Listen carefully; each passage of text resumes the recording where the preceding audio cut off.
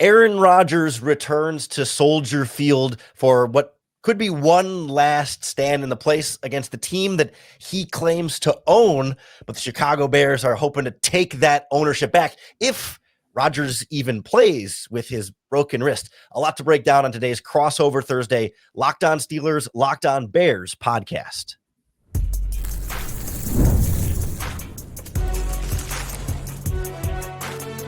You are Locked On NFL Crossover, part of the Locked On Podcast Network. Your team every day. Welcome into this Crossover Thursday Locked On Steelers, Locked On Bears podcast. I'm Lauren Cox, host of Locked On Bears, alongside Christopher Carter, host of Locked On Steelers. Thank you for making Locked On Bears or Locked On Steelers your first listen today. We're part of the Locked On Podcast Network, the #1 sports podcast network. And our Crossover Thursday podcasts are brought to you by PrizePicks. Download the PrizePicks app today and use our promo code LOCKEDONNFL to get $50 in lineups after you play your first $5 lineups. Chris, I imagine Steelers fans get a little tired of Aaron Rodgers narratives and teams that he's facing, but this week, something a little bit fresh with the wrist injury, and we're not exactly sure if he's going to play or if he's not. I know Bears fans have had this game circled for a long time. What do we know right now, or is that very little? It's still very little.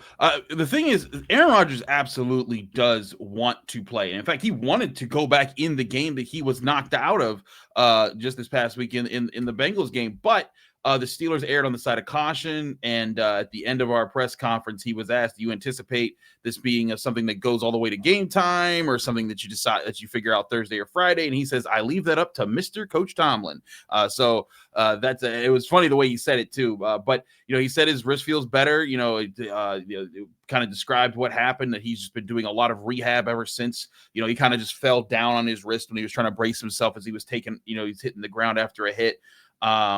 He said it's not a pain issue. It's more of a safety issue because it's the functionality. And Mike Tomlin kind of hinted towards that when we talked to him on Tuesday, talking about it's the functionality of Aaron Rodgers that he wants to make sure of, that the non-throwing wrist doesn't, prohibit him from taking snaps, or protecting himself when he's on the field. So I think this is just a sense of right now he's going to keep rehabbing. He did not practice on Wednesday. We will see if he practices Thursday. I think the big day to watch is just Friday. Does he go through the walkthroughs on Fridays? If he does, then it's at least up in the air. If he doesn't, I imagine the Steelers will shut it down, declare him out, and it'll just be on Mason Rudolph Sunday. Yeah, that would definitely be two very different matchups for the Chicago Bears. And I'm really interested about how this rivalry of sorts plays out on the field on Sunday in terms of like energy for the game, because Bears fans have a lot of energy for Aaron Rodgers, and we'll hear from Rodgers in a second here about his return energy for Bears fans here. But when you look at this Bears roster, like the last time Rodgers played the Chicago Bears was like back in 2022, and the Bears have turned over the vast majority of the team since then. Like you can count on, I think, one hand the number of players on this Bears roster that played Aaron Rodgers as a member of the Green Bay Packers. It's like tight end Cole Kmet, I think Jalen Johnson, if he comes off injured reserve and plays. I think Jaquan Brisker and Kyler Gordon were rookies that season, the kicker Cairo Santos. But like it's not as though you have 53 Bears players who remember what it was like when Rodgers was beating up on them every single week. It's kind of more like a handful of guys, but you'll have 60,000 fans at Soldier Field who remember Aaron Rodgers beating them up every week. And I'm curious like how that translates. Like if even players who weren't here can like feel that and kind of take that on, or for a lot of them, it'll just be like, well, Steelers are a non-conference opponent, a good team, and you want to win every game. But like maybe this will end up feeling a little bit more like any other game, regardless of if Rodgers plays or not. No, I think that's the thing here is that like Aaron Rodgers even acknowledges it's less about the team. It's more about the history of the rivalry, which he'll talk about in a second here. But, he acknowledged like it's one of the greatest rivalries of all time in sports, just Packers, Bears and their history of going at it. And he recognizes that a big part of it is the fans and the lore that they brought to it. And so But it's funny when we talked about the Steelers-Packers game, he was like, I don't know anybody over there anymore. Like even the guys that he played with are mostly gone outside of like Jordan Love and Matt LaFleur. And so he was kind of like, I don't have many gripes. The one team that he really was like happy to give his digs out to was the Jets, because he was literally just there last year, and there was obviously some stuff about how he was let go. But yeah, I don't think it's as much there's an animus for him. I do think we all know Aaron Rodgers got a bit of petty in him. He would love to have that be a cap on his career where he continues to just own the Bears. And so anytime he walks around Chicago, he can be like the boogeyman or whatever. But I think it's also cool that he pays a lot of homage to Chicago and the history of Chicago sports when we talked to him in the locker room in the Steelers locker room earlier on Wednesday. Yeah, let's go to that clip now. This is courtesy of you. You stand, you can hear your voice. You stood there and recorded this clip and provided it for. So thanks from all the Bears fans. You get to hear Aaron Rodgers talk about this matchup, and I know your Steelers listeners are used to this. So here's Aaron Rodgers talking to the media about this rivalry and this matchup and what to expect on Sunday. Is there added incentive for you for the opponent this week? There's incentive for every opponent, but I have enjoyed many a Sunday and Monday and many Thursdays in that city. It's a great sports town, phenomenal sports fans, and great place to play. Do you sort of thrive off being the villain there a little bit? Sort of enjoy that?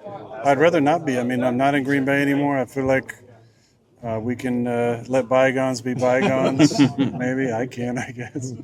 It's a great rivalry. I mean, in the history of all sports, you talk about the Lakers and the Celtics, and the Red Sox and the Yankees.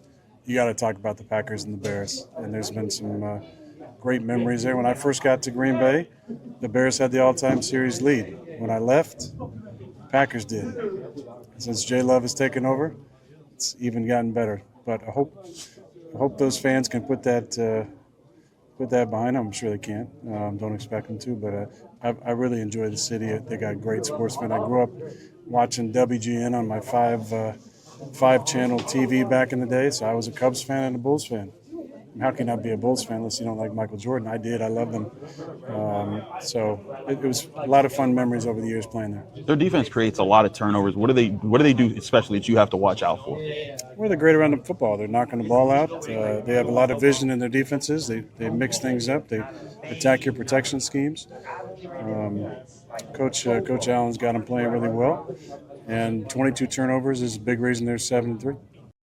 But even when Aaron Rodgers talks complimentary about the Chicago Bears, it still is like, screw you, man. Like, I don't want to hear it. Like nobody in Chicago wants to hear all that stuff. I don't care if you're a Bulls fan or a Cubs fan or whatever, man. Like, get out of here. Yeah. Like even at the end there, right? He's very complimentary of Dennis Allen's defense and says the Bears defense is playing well. Like, they're not playing that well. Like, that's one of the big storylines. Is like they played a little better against JJ McCarthy and the Vikings last week because McCarthy put 17 passes in the dirt and his receivers dropped 6 more. But like, there's a big fear for Bears fans entering this game that like now you're playing playoff teams. Like first place Steelers, they got the Eagles after that, Packers after that. Like you're going from playing maybe a little bit of an easier schedule, and the wins still count even against bad teams. But now you're really going to get tested. And I know Rodgers hasn't been as sharp the last like game or so, but there's still a fear that like he's going to get this offense kind of jump started again with the Steelers in an easier matchup against potentially a still banged up Bears defense. I mean, like you said, the Bears, they're dealing with injuries right now. And right now, like, the Steelers defense has some not great metrics, but so do the Bears. Like the Steelers defense right now is giving up the most passing yards per game. They're 28th in total yards per game. They're 13th in rushing yards. So they're holding up there. But the Bears, they're 26th in points, 27th in yards allowed, 30th in rushing yards allowed and yards per carry. But I look at that and I think that the Steelers, Aaron Rodgers, he's smart enough. He still has the football IQ to adjust and to see what's going on. I think the thing that holds him up the most sometimes is he does not have the rapport with the Steelers playmakers on offense just yet. I think sometimes he has one with Jaylen Warren, sometimes he has one with DK Metcalf. But like guys like Roman Wilson, where like, in the past, like Randall Cobb would be that guy. You're like, why? How does he just make plays like that? He doesn't have that kind of connection with a Roman Wilson. Like I even asked him later in that scrum because the play right before he came off, with an injury, he fired a pass to Roman Wilson in the red zone, and Wilson like ran his route a little too quick and not into the end zone in a red zone possession when it was third down and they needed to kick a field goal if they missed this. And he was just furious. He was just like, what are you doing? But like at the same time, he's been very complimentary of Roman Wilson, but he's trying to get that out of him. But he's been getting really close, man. Like there's times where he sees things, and when things click, you're like, man, you're seeing the connections start to build. And that's what the Bears should be wary of, is that if this offense starts to find rhythm, he is very good at pulling that out of guys like Darnell Washington. I mean, I don't know if you've seen the clips of him just running people over, but that's something that he said from the jump. He was like, I'm going to love throwing the ball to this guy. And now Darnell Washington is like leading the Steelers in tight end snaps over Pat Freiermuth, who's making like $11 million this year. So I think Aaron Rodgers, he's figuring some things out, and the Bears defense, it would help to get some guys healthy back. But I do think that's going to be something that Chicago fans could, if he plays, could end up being like, how is this guy still doing this? And how is Darnell Washington at 311 pounds running like that? But we talk about some of these Steelers playmakers and some of these Bears injuries. Those are going to be critical to some of the matchups that will decide this game. So we'll kind of check in on both the health of both these two teams and also the one-on-one matchups that we think are going to be most pivotal as we continue our Crossover Thursday Locked On Steelers, Locked On Bears podcast. Our Crossover Thursday podcast is brought to you by PrizePicks. You and I make decisions every day, but on PrizePicks, being right can get you paid. Don't miss any of the excitement of this sports season, whether you're following the NFL, NBA, or both. There's no better time to jump in on the action. If you haven't tried it yet, PrizePicks is the simplest way to play. You just pick more or less on at least 2 player stats, and if you get them right, you win. It takes less than 60 seconds to make your lineup, and you can play anywhere PrizePicks operates. You can even cross sports. You could take Aaron Rodgers' passing yards and maybe someone from his Chicago Bulls, their points, how they're going to score in the game. Or you could take a Bears player, and I guess it'd be a 76er, would be the closest Pittsburgh team, but you get the idea. You can cross and pick your players, and if you're right, you can win big. Download the PrizePicks app today and use our promo code LOCKEDONNFL to get $50 in lineups after you play your first $5 lineup. That's code LOCKEDONNFL for $50 in lineups after your first $5 play. PrizePicks. It's good to be right. As we continue our Crossover Thursday, Locked On Steelers, Locked On Bears podcast, I want to thank you for making this Locked On podcast your first listen today and hopefully every single day. Really glad to have you a part of the conversation with us as we turn our attention to these matchups.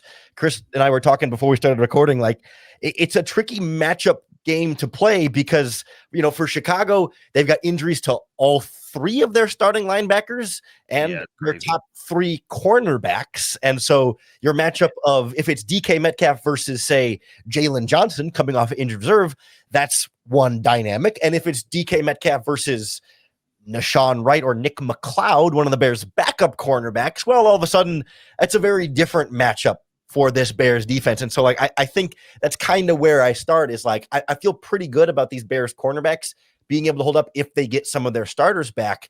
But if it's the backups that have been out there the last handful of weeks, I think there's going to be some opportunities for Rodgers to maybe get going a little bit more vertical than we've seen him opt for as much this season. Yeah, he really hasn't tried it too much, and when he hasn't found too much success.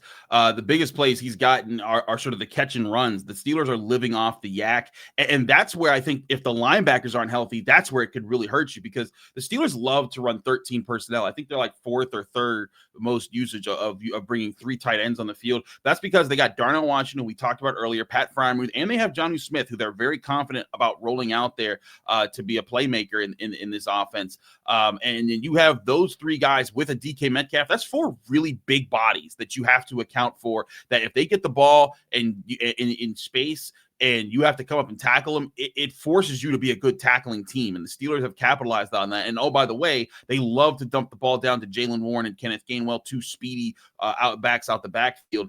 That's where I think the Bears have to be the most aware. If you're Chicago, you need to be coming out, and you cannot give the Steelers space to win with yak. If you give Jaylen Warren, Kenneth Gainwell, those guys space to catch the ball and then turn up field, you're playing right into the Steelers' hands. You got to press these guys. You got to say, hey, you know what, Aaron Rodgers, beat us over the top. Hit us with the deep ball. I dare you to connect there. And I know Lauren's probably saying, like, no, we've been here before. but this year, I really think, like last year when the Steelers were playing the Ravens the second time around, their defensive coordinator was on Hard Knocks saying Russell Wilson is layups and three-pointers. And if we force him to avoid those and fight in the intermediary, we can win. And that's what they did. And then that was a blueprint to stop Russell Wilson the rest of the season that not everyone had figured out. And so I think right now, if I'm an NFL defense and I'm playing the Pittsburgh Steelers, my number one priority, stop the run, because they want to run the ball on you, force Aaron Rodgers or Mason Rudolph to hit you, and force it to be the deep ball. I'm pressing, I'm jamming, I'm doing everything I can, and I'm saying, go ahead, hit me on that deep ball. If you hit me, you hit me. But I'd force Aaron Rodgers to prove he can do that. But I see, Lauren, you're kind of sitting here like with a PTSD face. Yeah, I mean, it's exactly that, right? It's like I've seen so many Aaron Rodgers, like, and it's not even like he's one. Not the same. It's Jordy Nelson. It's DeAndre. It's Devontae Adams. Randall Cobb. It's Jeff Janis. It's the nobodies too. So it definitely does scare me. But I think that does play. I mean, it's tricky because Chicago generally, I think, has done well tackling in space and let you throw it short and come up and wrap up pretty well. Now, I think some of the backups have been a lot worse at that than the starters. I'm worried about linebacker Noah Sewell leads the team in missed tackles. I'm worried about him and working on those tight ends over the middle. And then a couple of the backup cornerbacks, especially Nick McLeod, has not been very physical in that regard. But a lot of the other guys, when healthy, have been able to wrap up. And the problem has been the deep ball, right? It's been one-on-one with Nashawn Wright and Nick McLeod deep downfield that they just can't hold up, and they get burned down at the catch point and can't quite make that stop. And so if I'm Aaron Rodgers, I'm looking at this Bears matchup and saying they can't really get after the quarterback well with a four-man rush. So I know the Steelers' offensive line has not been as consistent as they want it to be in pass protection, but like he should have time in this game. Dennis Allen will blitz him some, but that's pretty much the main source of the Bears' pass rush right now. Like the four-man rush is just not consistent enough. It's not useless. It's just not nearly good enough for what the Bears need it to. And they've let opposing quarterbacks sit in the pocket, have time, and slice and dice them. And that's been such a painful formula against Aaron Rodgers. Like I'm more worried about that right now than the backup linebackers and cornerbacks being able to tackle in space. It's giving Rodgers all this time to sit there and pick you apart. But if you blitz him a bunch, then you're leaving your cornerbacks one-on-one, and those quick passes, then you risk one missed tackle and the guy is gone. So Dennis Allen's been really kept in this, like, pick your poison. Do you let the quarterback sit there all day to help your secondary, or do you get after the quarterback and leave your secondary more vulnerable? And they've gotten by against, the Raiders and the Vikings and the Giants, but that's a lot harder to get by against Aaron Rodgers and the Steelers.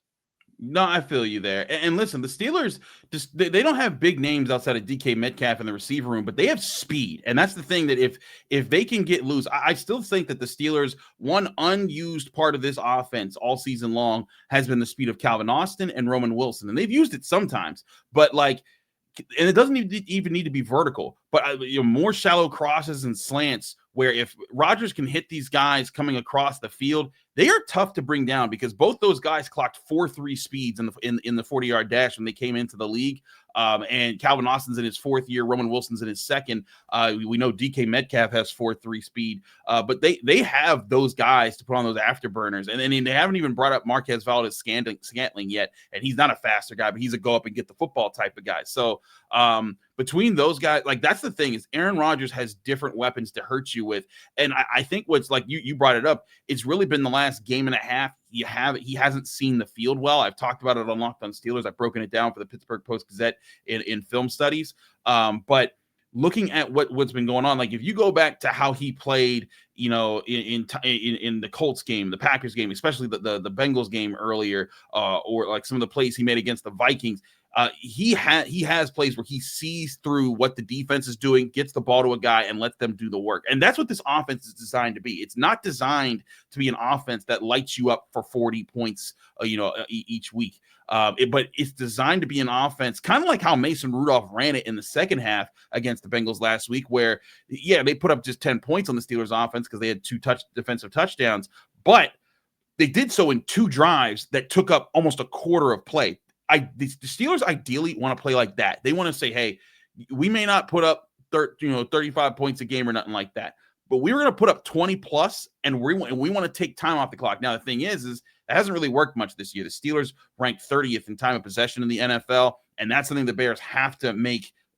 something that holds. If they allow the Steelers to possess the football, it's going to allow that defense to stay rested, stay hungry, stay hunting. And we could talk about more of this in the next segment, but that defense is very much a different defense than it was just 3 weeks ago. And they're playing a lot faster and hungrier. And I think that it has some confidence growing right now in this locker room. Yeah, I think Chicago ideally would like to play a similar game of like slow it down, control the clock, and not worry about putting up a bunch of points. Their defense hasn't necessarily allowed them to in a lot of these games where they just have to score some more points. But I think this is going to be one of the big keys to victory for both sides here, is like how well they can sustain some of these drives and keep, maybe not necessarily keep their defense off the field, but keep the opposing offense off the field a little bit more. So we'll take a look at that dynamic and some of the other things that will shape the winner of Sunday's matchup as we continue our Crossover Thursday Locked On Steelers, Locked On Bears podcast. This Crossover Thursday is brought to you by FanDuel Sportsbook. We're loving the NFL season so far for both of these teams in first place, but the NBA season is back now too, and there's no better place to get in on the action than FanDuel, the official sports betting partner of the NBA. Because even if you miss opening tip-off or you just want to ride the hot hand once the game gets going, FanDuel has live bets on everything from who will score next to fourth quarter comebacks. Plus, you can even combine your live bets into a same-game parlay for a shot at an even bigger payout. It just keeps every game exciting, especially when your team is the one that's really making that late push. Right now, FanDuel is giving new customers $300 in bonus bets when your first $5 bet wins. So head to FanDuel.com to sign up and play your game with FanDuel, the official sports betting partner of the NBA. As we wrap up our Crossover Thursday, Locked On Steelers, Locked On Bears podcast, we're going to get into some keys to victory for both teams and maybe some quick predictions on how we think this one is going to go. The Bears are favored by 2.5 points from our friends at FanDuel Sportsbook as we record this right now on Wednesday evening. But Chris, we started talking about a little bit at the end there. I think from a Bears offensive perspective, I think there's the feeling like they can generally like not just do whatever they want, but like do things well enough. Like they've been able to find answers to pretty much anything defenses are throwing at them. And that doesn't mean 35 points. It just means like when they get slowed down over the course of a game, Ben Johnson has been smart enough to find ways to adjust. And even if the Williams is struggling at first, get him into rhythm later, or if the running game is struggling, eventually kind of find a way to grind that out over time. So I think Bears fans have a good confidence that even though there's going to be ups and downs, they're not just going to score at will on the Steelers defense by any means, that they can find some ways to get things done and get their, 21 points at a minimum. It's just then, can your defense hold the other side down far enough? And I think that's why we spent the last segment talking so much about this Bears defense versus the Steelers offense, because that's just been the bigger struggle right now. Yeah, I look at what the Steelers are up against here, and this is an offense that, we talked about the Bears' defensive metrics that didn't work. This offense has a lot of metrics that works for them. They're top 10 in scoring. They're top 5 in yards. They run the ball well. They're one of the best explosive run teams. They have the second highest explosive run rate in the NFL. That's something the Steelers really have to keep in check. But they're also facing a defense that, if you look at a lot of the metrics, the Steelers have switched how they've called defense over the past month or so. After they lost to the Packers, funny enough, but after they lost to the Packers, there was a kind of a realization that, like, hey, we came into this year thinking we're going to run a one high safety looks, single man coverage, cover 1, cover 3 spot drop, and that's going to work for us. And it wasn't. Guys were not trusting each other. The corners were living on islands that they didn't trust themselves. And so it just led to catastrophic failures in the structure of the defense. And so going into the Colts game, when they were playing the number 1 offense in the NFL at the time, they switched to 2 high safety looks a lot more. And they have held that for 3 straight games. And they've played well in 3 straight games defensively. They basically shut down the Colts. They took away Jonathan Taylor. They kind of made Daniel Jones turn back into the pumpkin for a short bit. And then up against the Chargers, they mostly contained the Chargers. Chargers eventually broke out because the Steelers' offense was just so bad. But then this Bengals team, since Joe Flacco had joined it, they average like 296.5 or something passing yards per game. That would lead the NFL if that was their season-long rate. They've been on fire, and they took it away. They took away Jamar Chase. They took away T. Higgins. That's why Jamar Chase was spitting on Jalen Ramsey, because he couldn't get open, and he was getting tired of them talking to him about it. And so the Steelers are playing a bit differently. They're stopping the run more consistently. They're getting after the quarterback. They're not having to blitz as much to get after the quarterback. And the secondary is passing guys off. You're not seeing as many guys just break open because of miscommunication or busts in coverage. And that's where the Bears are going to have to stay consistent, because the Packers kind of broke their game open because of 2 jump balls that the Steelers just misplayed, and then just fundamental breakdowns in the structure of their defense. But that hasn't happened the last few weeks. They're if you beat them with great throws, great catches, and things like that, where it's just, hey, mano a mano, that guy got me. But you're not going to get as many open looks as you've seen the Steelers give up in some earlier games this season. And I think that's going to be interesting to see for Caleb Williams. If the Steelers can limit DeAndre Swift in this run game, if they can keep him bottled up from having the explosives that can turn a short run play into a long run play, into an explosive run play. If they can do that and force this to be about Caleb Williams, and he holds on to the ball in the pocket, that plays right into the Steelers' hands, because they still have the pass rushers. I know TJ Watt doesn't have super sack numbers this year, but he still brings it. Nick Herbig is a third-year guy off the other side of the edge that's been coming in, even if Alex Highsmith isn't healthy for this game. Herbig is a monster there. And then Cam Hayward's still Cam Hayward. Derek Harmon's really come around. And Keanu Benton, third-year defensive tackle out of Wisconsin, he has really picked up his pass rush. I think he has 4.5 sacks on the season. He had like 4 pressures last week alone. This is a defense that's playing a lot better, a lot more aggressive, and a lot faster. And so the Bears, I think, despite the numbers, when you look at it, the Bears eighth in scoring, Steelers 16th in scoring on defense. This is a chance for the Steelers to have another step forward to reclaiming themselves as a good defense this year, because they were not for the first 7 weeks of the season. I'll admit I'm a little biased when it comes to Keanu Benton, because he went to my high school and I met his parents. Hey, he's a really, really good dude and a really good community. He's a really guy. good dude. Yeah. I've got the connection there, but I am worried a little bit about this Steelers front from a Bears perspective. Like, especially Chicago's big weakness, there's no secret, is the left tackle. Theo Benedette he was an undrafted free agent last year who spent all the year on injured reserve. This is his first ever year starting. He wasn't really plan A, B, or C at left tackle, but they put him in, and he's been their best option as the season's gone on. He just hasn't been that good as a result. And I'm with you there. Herbig has been a big breakout for them in Pittsburgh. I know he's been kind of growing the last couple of seasons, but I think this year in particular, he's been a real threat.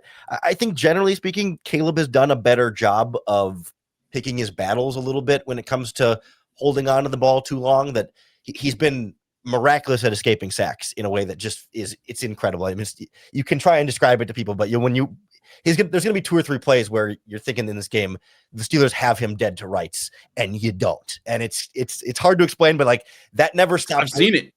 Yeah. But I think the issue in the past has been like, he makes that first guy miss and then he runs around and then still gets sacked, or he runs around and, misses a receiver because they're not on the same page. And what's been better this year is being more decisive once he makes that first guy miss. He'll take off and scramble and get the first down if they're in man coverage and he's got room to run, or he'll get outside the pocket and he'll throw it away and just say, screw it. I can't, there's nothing there. I'm just going to throw it away and live to fight another down. Or, he'll still, fire some balls downfield and make some plays there, but he's been avoiding the negative plays more so than like creating amazing positive plays. And that's still like a big step forward from where he was last year. So I think the Steelers are going to get some pressure on him. I think he's going to escape a lot of that pressure. They'll still sack him once or twice. Like, he's not unsackable. It's just you're going to leave the game thinking they should have had him 6 times and they only got him twice. No, I hear that. And then listen, the Steelers, their pass rush hasn't had to deal with as many mobile quarterbacks with Joe Flacco, but they've seen it with Justin Herbert. They've seen it with Daniel Jones. They've seen it with Jordan Love and his ability to get loose. They've seen it with Drake May. And so Justin Fields, they've seen it this year, and they know it's coming because the week after they play the Bears, they're playing Josh Allen. They're playing Lamar Jackson. So they know it's coming there. But I think that's the thing here. And the Steelers, Mike Tomlin even acknowledged on his Tuesday press conference, he's like, we don't have a guy that kind of runs around the way that Caleb Williams does, as far as like scout team wise. And so they're trying to figure out who can be that guy in practice to kind of simulate that, because they have to be attentive of things. The Steelers have to maintain gap integrity, but also still be aggressive in closing down those gaps and getting after Caleb Williams. But that's the number one goal for this team. The philosophy is always the same. Stop the run first, pressure the quarterback, force mistakes, and defense in the secondary, be aggressive in going after to take the ball away. They want to create the splash plays. If Caleb Williams can go into this game and not turn the ball over, that's the key. If he avoids turnovers,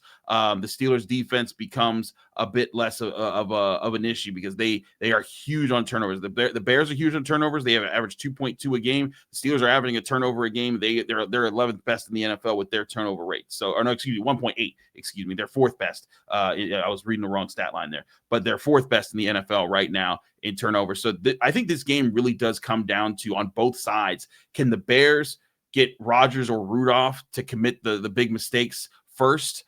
Because I've really seen the last couple of games, Steelers Chargers was neck and neck, and then all of a sudden Aaron Rodgers threw an interception and the Chargers were able to break the game open. The Steelers and Bengals were kind of neck and neck, and then Joe Flacco throws a pick 6, and then the Steelers just take over the game. The Colts, the Steelers get more turnovers. They're able to beat them. Same thing with their win over the Patriots. Again, 2 of the top teams in the AFC right now. If the Bears want to win this game, Caleb Williams has to protect the football. If he gets them a turnover or 2, the Steelers just feed off of it, and that's where things go downhill for their opponents. I'll say generally he's taken good care of the football. His interceptions usually come not on like a bad decision, but like throws it slightly behind a receiver. It's an accuracy as opposed to like forcing the ball somewhere that he necessarily shouldn't have. So that'll definitely be a big key to watch. Chris, real quick before we wrap up here, Bears are 2.5-point favorites at home. I'm surprised by that. Any quick predictions on this game? I find myself leaning Steelers, but it depends on just how healthy this Bears injury report comes out. Yeah, I mean, and same thing for the Steelers. The Steelers also have some injury questions right now when it comes to their guys. Like Darius Slay was healthy, but will he play a whole lot, because he wasn't good this year, and the guy that replaced him has honestly been playing better in James Pierre. He really took away Jamar Chase on some serious reps. But other guys that are important. One, we talk about Aaron Rodgers. 2, starting running back Jaylen Warren didn't finish the game on Sunday. Granted, Mike Tomlin said he could have if they wanted to, but he was a do not practice guy on Wednesday for the Steelers. Alex Highsmith, also a do not practice guy with a pec injury that forced him to miss the last game. So I look at that, and those could be factors too. But I just think that the Steelers, the things that they're able to do on offense, they'll be able to do, I think, against the Bears, in getting it to playmakers, letting them go make plays and feeding off it. And I think they can create turnovers, but I still think this is a close one. It goes down to the final drive. And I think the Steelers win 27-21, but it will be a very close affair with some big explosive plays in both directions that kind of open things up.